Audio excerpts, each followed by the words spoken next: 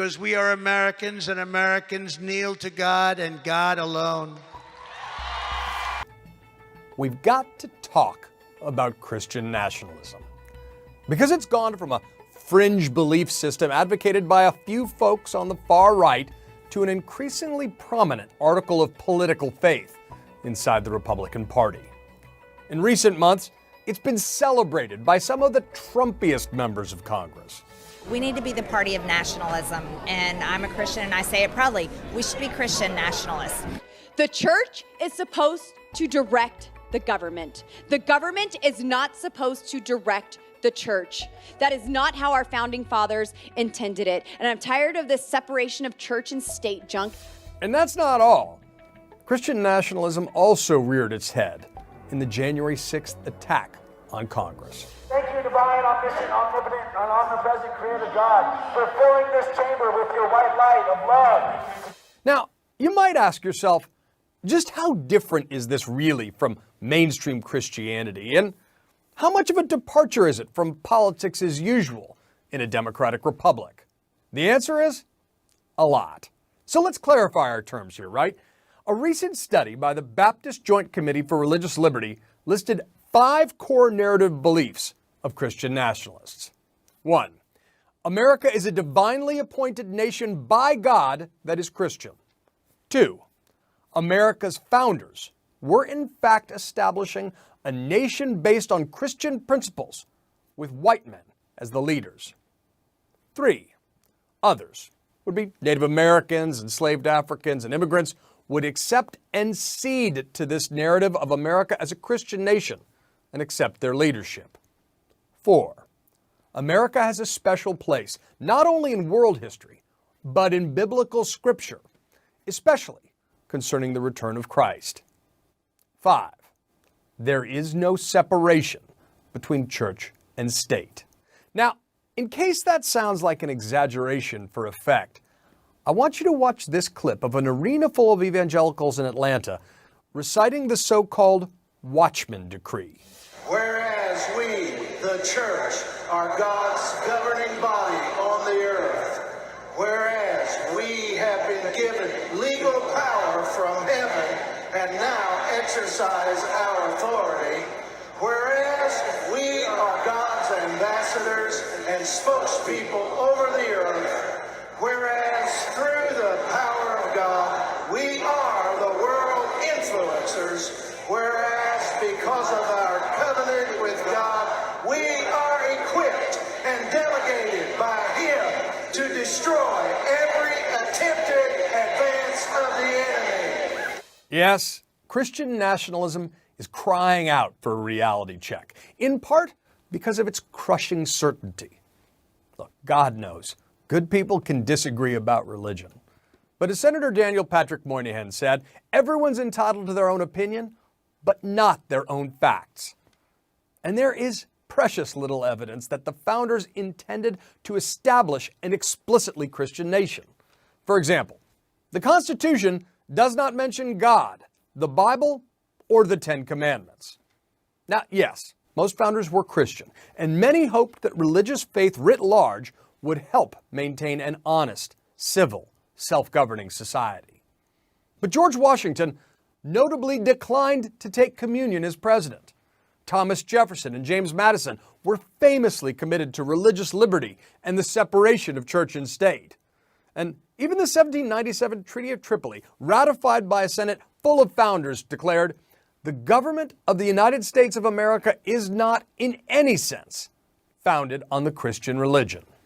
The United States has seen several waves of religious revivals that have helped shape our culture in profound ways. But we have also seen waves of immigration that increased the diversity of religious traditions practiced here in America.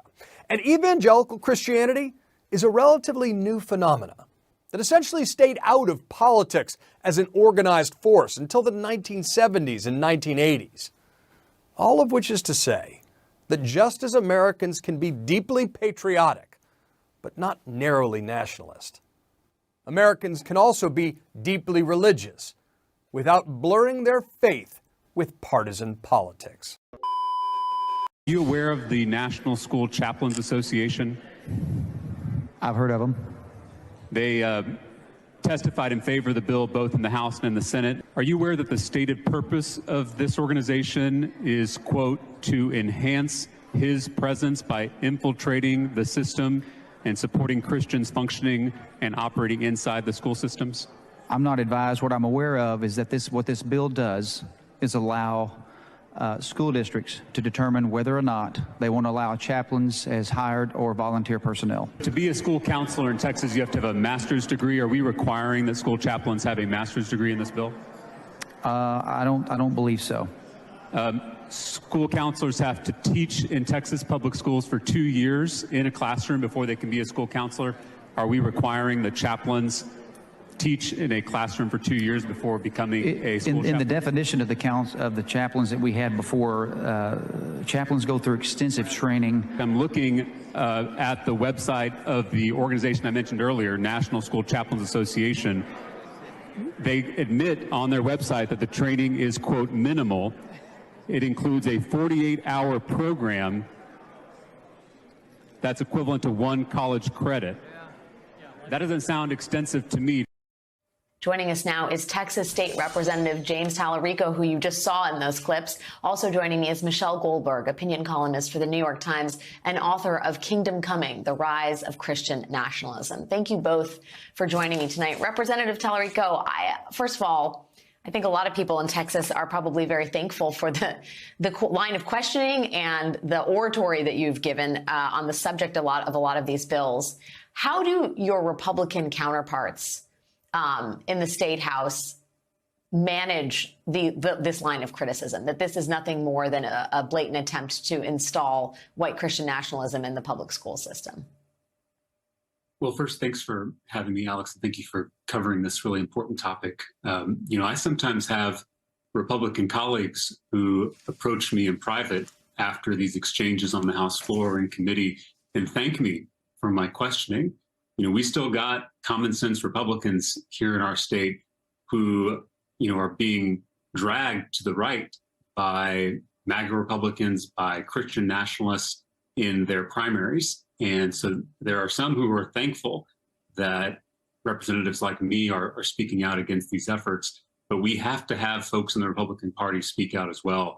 Otherwise, we're going to have Christian nationalists infiltrating our schools and indoctrinating our children. Is there any sense of contrition or apology or sheepishness about the fact that this is so blatantly an attempt to basically indoctrinate children and it's effectively religious indoctrination? Is there any attempt to hide that? No, the extreme Republicans who are pushing these different measures are pretty shameless in their objectives, which are to indoctrinate our kids. Governor Abbott here in our state is fond of saying that schools are for education, not indoctrination. And what I can't figure out is why having a rainbow in your classroom is considered indoctrination and having the 10 Commandments in your classroom is not. This legislative session has been all about parental rights, and they've used that to discriminate against gay kids. They've used it to defund our schools with voucher scams. And so when I had this bill come before the Public Education Committee, I asked, would the Republican author be open to requiring parental consent before religious commandments could be posted in the classroom? And she refused. So I don't know why parental consent is necessary when we're trying to teach things like empathy and kindness or basic sex education, but parental consent is not necessary when we are literally indoctrinating our students into one particular faith tradition. Yeah, Michelle, I'm struck. I'm old enough to remember when you couldn't say my goal is explicitly to introduce Christian indoctrination into the public school system.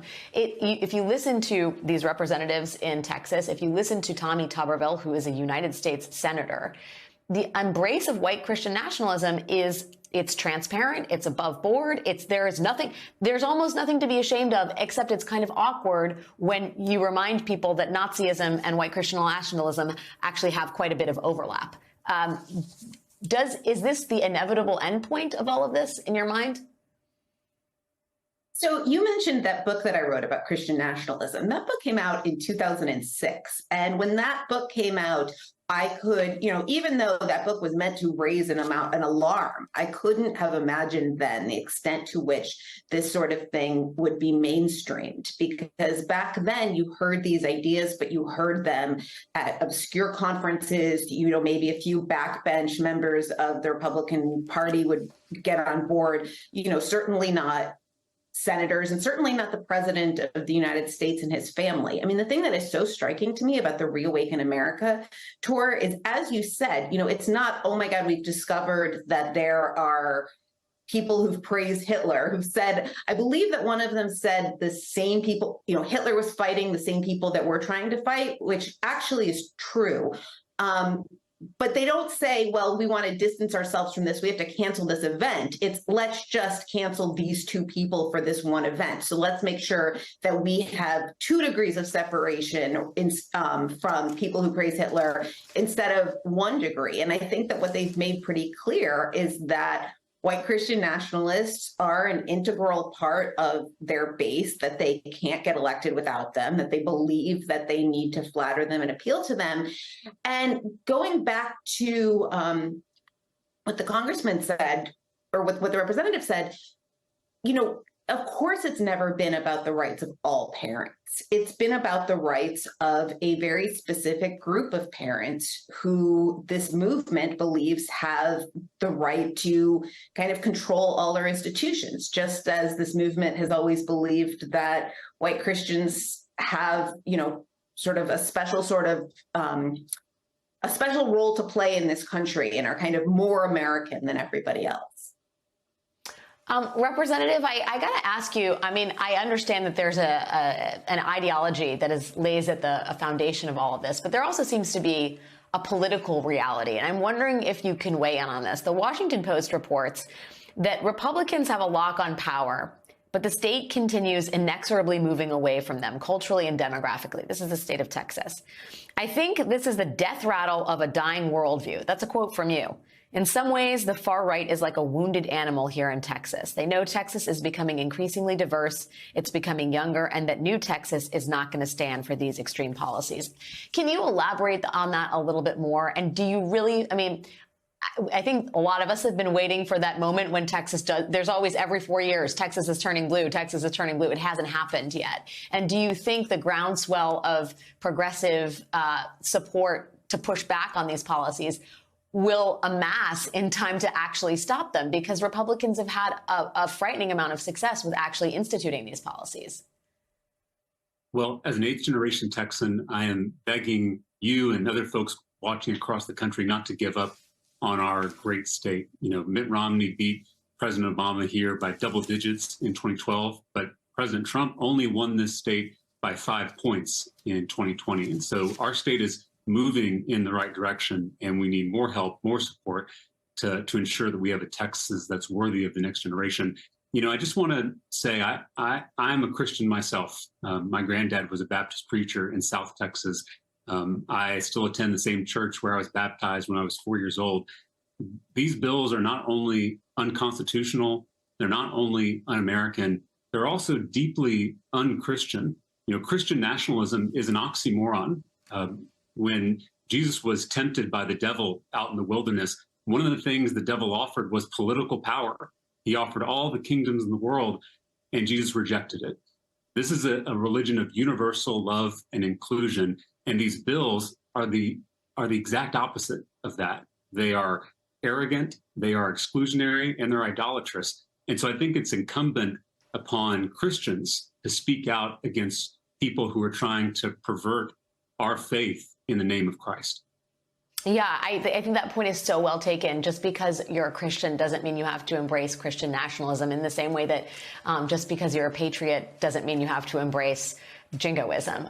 Representative Tallarico, do you sense is there any sense of irony or hypocrisy that is felt on the part of these Republicans in your state, that the titular head of their party is the least Christian person we've probably had in the Oval Office? I mean, is there ever any explanation for that, given the zealotry with which they approach the tenets of the so-called Christian ideology?